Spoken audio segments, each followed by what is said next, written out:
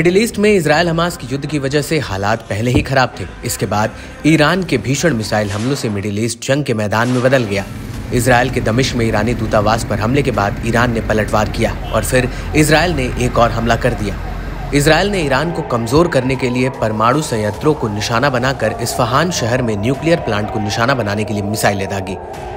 और अब ये जंग यही नहीं रुकी है। दूसरी तरफ ईरान अंदर ही अंदर कुछ ऐसा कर रहा है जिसका अंदाजा खुद इजरायल को भी नहीं है। जी हाँ, इस खबर ने इजरायली पीएम नेतन्याहू की चिंता को बढ़ा दिया है। दरअसल इस्लामिक रेवोल्यूशनरी गार्ड कॉर्प्स के top commander brigadier general Amir Ali Hajizadeh ने चौंकाने वाला खुलासा किया है। एक टीवी चैनल को दिए गए अपने एक इंटरव्यू में उन्होंने बताया, पिछले महीने इजरायल के खिलाफ जवाबी हमलों में ईरान ने अपने पूरे सैन्य बल का केवल एक अंश ही इस्तेमाल किया था। इजरायली शासन के खिलाफ कार्रवाई करने के लिए जो कुछ भी तैयार किया गया था उसका केवल 20% ही उपयोग करके सुपर पावर देशों और उनके सहयोगियों के खिलाफ खड़ा था।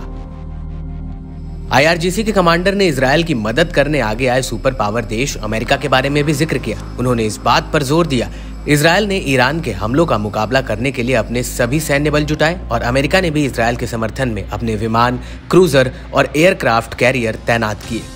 उन्होंने कहा कि इजरायल ने अपनी सारी ताकत का इस्तेमाल अभी नहीं किया है।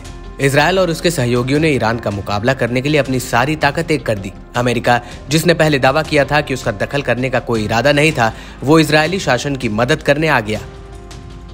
लेकिन IRGC के top commander brigadier general Amir Ali का दावा सच है तो इजरायल की मुश्किलें बढ़ सकती हैं, क्योंकि इजरायली सेना ने जिस तरह इराक के भीतर घुसकर प्रतिरोधी समूह के अंडरग्राउंड सैन्य ठिकानों पर एक बड़ा ड्रोन हमला किया, उससे अब इराक के भी इजरायल पर हमले का खतरा बढ़ गया है। फिलहाल तो इराक का प्रतिरोधी समूह ही इजरायल के सैन्य ठिकानों पर हमला कर रहा है। ये हमला इजरायल के एलेट बंदरगाह पर IDF के एक सैन्य ठिकाने पर किया गया था। इजरायल और ईरान के झगड़े की वजह से आज पूरा मिडिल ईस्ट जंग के मुहाने पर खड़ा है।